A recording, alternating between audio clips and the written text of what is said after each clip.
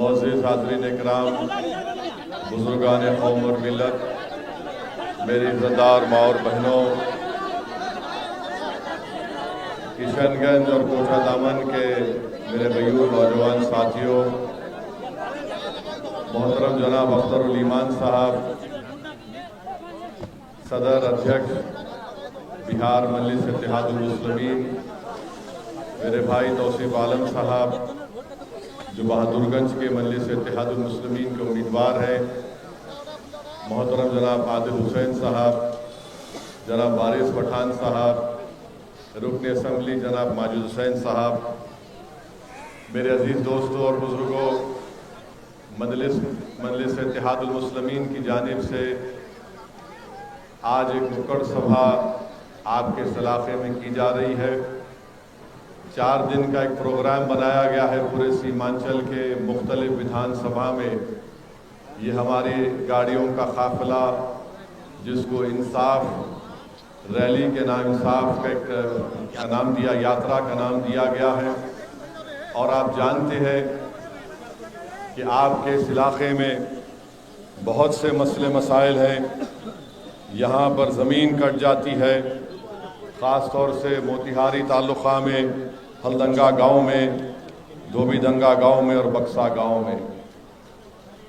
हमारे लिए बड़ी अफसोस की बात ये रही कि आप और हमने मिलकर कोचा दामन से मजलिस के उम्मीदवार को कामयाब किया, मगर अफसोस इस बात का रहा कि हमारे 4 विधायक को राजद के लोगों ने खरीद लिया।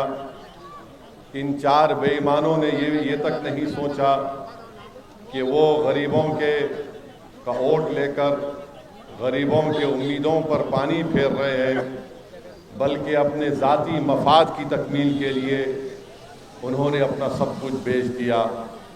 मैं आपसे वादा कर रहा हूं कि इंशाअल्लाह ताला अब के बार कोचा दामन से जो मजलिस का उम्मीदवार होगा, राजद का कोई नेता ना कोई भाजपा का नेता इंशाअल्लाह ताला उनको खरीद सकेगा। आप ही के दरमियान से मजलिस अपना उम्मीदवार को खड़ा करेगी और यहाँ पर जो आपके मसले मसाइल हैं इंशाअल्लाह ताला उसको हल करेगी। लोग मजलिस पार्टी से बोलते कि आप मंत्री नहीं बनते हैं, तो हम उनसे कहना चाह रहे हैं कि पिछले 50-60 साल से जो लोग मंत्री बने, मुख्यमंत्री बने, संतरी बने, हमारे सवाल का जवाब दो। तुमने क्या सीमांचल के लिए कुछ किया? क्या तुमने सीमांचल में जो ज़मीन कट जाती है सैलाब में, उसकी रोकथाम के लिए कोई कार्रवाई की? नहीं किया। क्या तुमने यहाँ पर अलीगढ़ मुस्लिम यूनिवर्सिटी का जो सेंटर है उसको मजबूत करने की बात की या कुछ काम किया? आपने कुछ नहीं किया। कोई क्या जो लोग राजद में चले गए भागकर, बताओ क्या तुमने कोचा दामन में एक रेलवे स्टेशन तुम खोल सके? नहीं खोल सके। बताओ तुमने जेडीयू के साथ रहे, तुमने अपनी ज़ाती मफादात की तकमील की, तुम तो दौलतमंद बन गए, मगर बताओ क्या गाया की तरह सीमांचल में कोई इंडस्ट्रियल पॉलिसी का तुमने कोई काम किया? मैं आपको बताना चाहता हूं कि बिहार में करीब 60% आबादी 25 साल से कम उम्र की है। ये इंसाफ की यात्रा उन नौजवानों को इंसाफ दिलाने के लिए निकाली जा रही है। हम ये नहीं चाहते कि जिस तरह हमारे बुजुर्गों की जवानियों को बर्बाद कर दिया गया, इसी तरह हमारे मौजूदा नौजवानों की जवानी को बर्बाद कर दिया जाए।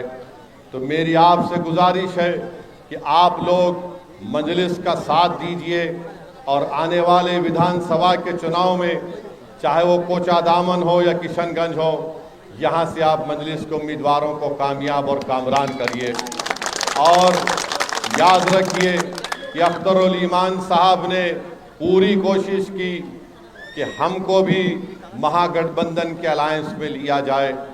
अख्तरुल ईमान साहब ने बहैसियत बिहार प्रदेश के अध्यक्ष के 2 खत लिखे और आखिरी खत उन्होंने तेजस्वी यादव को लिखा।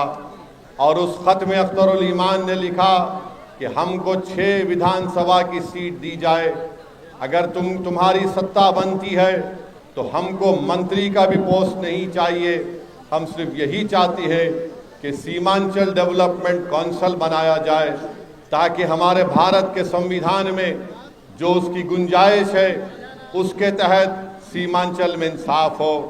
अब जो लोग हम पर झूठा इल्ज़ाम लगाते थे कि मजलिस के खड़े होने से वोट कट जाते हैं, मैं पहले भी कहा आज भी कह रहा हूं, अगर बीजेपी जीत रही है तो मुसलमानों के वोट से बीजेपी नहीं जीत रही है।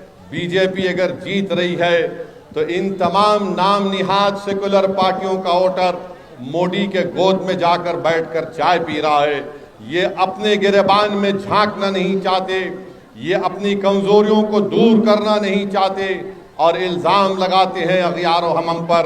अरे तुम्हारे दरमियान में जो लोग खड़े हैं वो तुम्हारा कितना साथ दे रहे हैं वो देख लो। मगर मेरे अजीज दोस्तों और बुजुर्गों, ये हमारा इखलास, ये हमारा पैगाम आप तक पहुंचना जरूरी है। मजलिस ने जो खत लिखा वो कमजोरी की बुनियाद पर नहीं लिखा बल्कि ताकत की बुनियाद पर लिखा।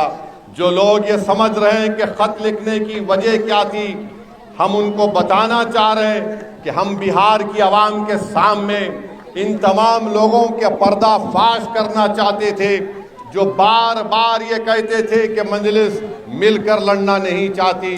अरे आज हम तुमको कह रहे हैं, मगर तुम इसको कबूल करोगे नहीं करोगे वो बिहार की जनता देख रही है, सीमांचल की जनता देख रही है और पूरी दुनिया देख रही है। बीजेपी को हम भी रोकना चाहते हैं। बताइए आप, 2004 से मैं भारत की सबसे बड़ी पंचायत हैदराबाद का नुमाइंदा बनकर लोकसभा में जाता हूं। कोई एक ऐसा मौका दिखा दो जहां पर हमने बीजेपी के लाए हुए किसी कानून का साथ दिया। अरे जब कांग्रेस की मनमोहन सिंह की सरकार थी तब भी जब यूएपीए का कानून बनाया गया मैंने उस कानून की मुखालिफत की, उसके खिलाफ वोट डाला, क्योंकि हम जानते थे कि इस तरह के कवानीन का इस्तेमाल दलित, मुसलमान और आदिवासियों पर होगा। जब अमित शाह ने 2019 में यूएपीए का कानून अमेंडमेंट तरमीम लेकर आई तो क्या जो हमको आज गाली देने वाले हैं, बताओ क्या कांग्रेस पार्टी ने उसका साथ नहीं दिया? क्या राजद ने उसका साथ नहीं दिया? 5-5, 6-6 साल से दिल्ली की तिहाड़ जेल में मुस्लिम बच्चे और बच्चियां सड़ रहे हैं, उनको बेल नहीं मिलती, उनके माँ बाप मर जाते हैं, उनकी जवानियां बर्बाद की जा रही हैं और इल्ज़ाम हम पे लगाया जाता है। मैं साफ तौर पर कह चुका हूं और कह रहा हूं, ओवैसी यहां पर आया है बिहार में, सीमांचल में। मैं यहां पर जब तक अल्लाह मुझे जिंदा रखेगा मैं सीमांचल की लड़ाई लड़ता रहूंगा। मेरी मौत मेरी इस आवाज को बंद कर सकती है। मैं मर भी जाऊंगा तो मुझे यकीन है कि हम जो सीमांचल की लड़ाई का आगाज किए हैं, जब हम खबरों में जाकर आराम से सो जाएंगे तब भी हमको यकीन है कि सीमांचल में एक इनकलाब बर्पा करके जाएंगे, यहाँ पर नेता बनाकर जाएंगे, उससे पहले नहीं जाएंगे। हमने 60 साल गुलामी की मुख्तलिफ सियासी पार्टियों की, 20-25 साल कांग्रेस को सत्ता मिली बिहार में, 15 साल राजद को मौका मिला, अब 21 साल या 22 साल नीतीश कुमार को हो गए। बताइए आप, बिहार पूरे भारत का सबसे पिछड़ा इलाका सीमांचल है, उसके बाद आसाम के, लोअर आसाम के इलाके आते हैं। इसके जिम्मेदार हम भी हैं किसी हद तक, मुझे माफ कर देना, मैं सच्चाई को आपके सामने बयान कर रहा हूं। इस नाइंसाफी को अगर खत्म करना है, इंसाफ को हासिल करना है, तो हमको मिलकर मजलिस के नुमाइंदों को कामयाब करना पड़ेगा। हमको मंत्री बनने का शौक नहीं है, हमको मंत्री या मुख्यमंत्री बनाने का शौक नहीं है। हमारी जिद और हमारी जिंदगी का मकसद ये है कि जिस तरह बिहार के मुख्तलिफ इलाकों में लोग इज्जत की जिंदगी गुजारते हैं, उसी तरह की इज्जत की जिंदगी किशनगंज, कोचादामोर और सीमांचल की जनता को मिले। ये मजहब की लड़ाई नहीं है, ये सीमांचल की लड़ाई है। इसमें आपका साथ चाहिए। जो बेईमान थे वो चंद पैसों के लिए अपना ईमान बेचकर भाग गए, जो ज़र्फ वाले थे, जिसमें ईमान था, वो अख्तरुल ईमान है जो आपके सामने खड़ा होकर लड़ रहा है। लोग बोलते हैं कि अरे आप मंत्री नहीं बने तो क्या होगा। अरे जो मंत्री बनता है वो सिर्फ अपने घर को मोटा कर सकता है, वो गरीब की गरीबी को मिटा नहीं सकता। जो मंत्री बनता है वो तुम्हारा नुमाइंदा नहीं होता, वो उस पार्टी की जबान के नुमाइंदा होता है। अरे आपका जब नुमाइंदा होगा, आपने देखा होगा कि ये 4 भगोड़े भाग गए, मगर एक शेर था जो बिहार की विधानसभा को हिला के रख दिया। जो कोचा दामन हो, जो किशनगंज हो, जो कि सीमांचल हो, या बिहार का कोई भी वाकया होता हो, अख्तरुल ईमान इंसाफ की बात करते आए हैं।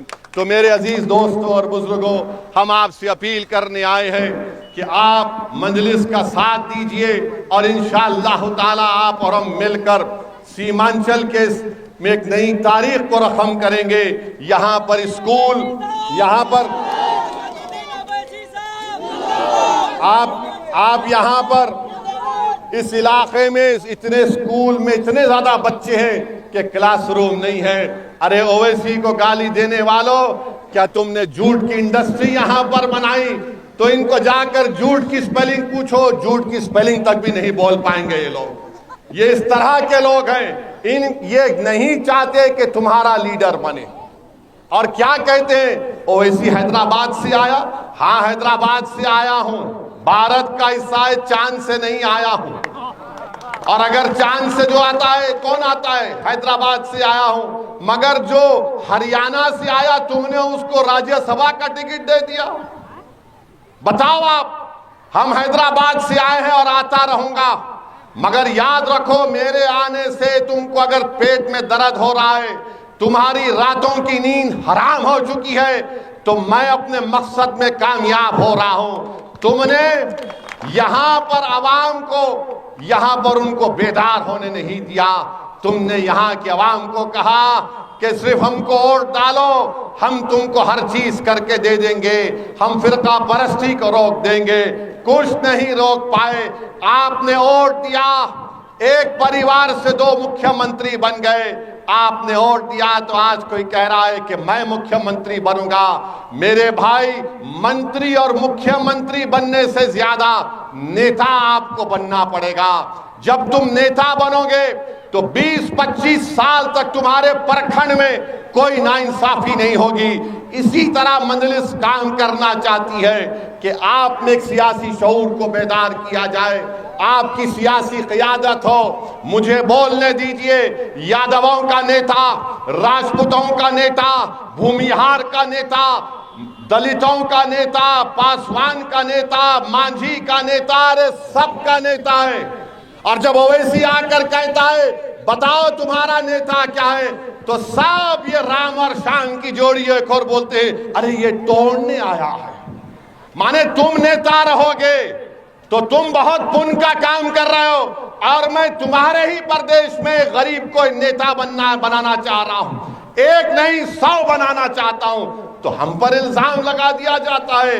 अरे याद रखो, भारत में लोकतंत्र है। लोकतंत्र में जब तेजस्वी मुख्यमंत्री बनने का ख्वाब देख सकता है, तो क्या एक किशनगंज कोचा दामन से नौजवान खड़े होकर नहीं कह सकता कि मैं नेता बनूंगा? अरे क्या हम पैदा इसलिए हुए कि तुम्हारे ख्वाबों को पूरा करेंगे और हम अपने ख्वाबों को चूकना-चूर कर देंगे? क्या हम पैदा इसलिए हुए कि अपने घरों को वीरान कर कर तुम्हारे महलों में चिराग जलाएंगे? ये नहीं हो सकता।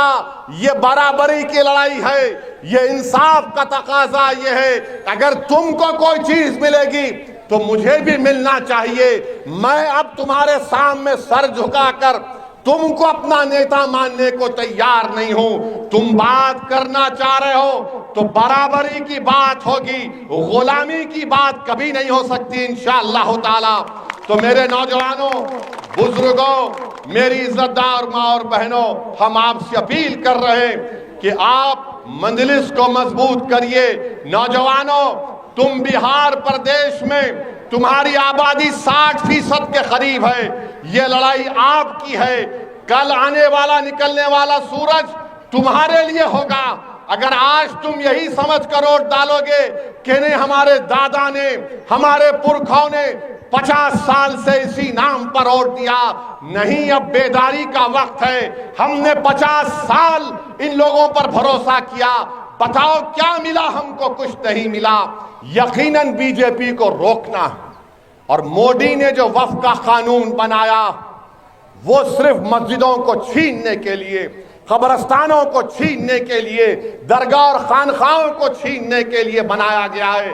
दुनिया ने देखा कि भारत की पार्लियामेंट में किसी ने यह कहकर इस कानून को काला कानून कहकर फाड़ दिया तो उसका नाम ओवैसी था। तो मेरे अजीज दोस्तों और बुजुर्गों, आप आइए, मजलिस को मजबूत करिए। आज दिन भर हमारी नुक्कड़ सभाएं हैं, 27 तारीख तक इंशाअल्लाह ये प्रोग्राम चलेगा। मुझे यकीन है कि ये एक मुस्बित तब्दीली पैदा करेगा सीमांचल में, और आप तमाम का हमको साथ चाहिए। तो लगाइए मेरे साथ, सीमांचल की सरजमीन जिंदाबाद, सीमांचल की सरजमीन जिंदाबाद, सीमांचल की सरजमीन जिंदाबाद, अख्तरुल ईमान जिंदाबाद, अख्तरुल ईमान जिंदाबाद, MIM पार्टी जिंदाबाद।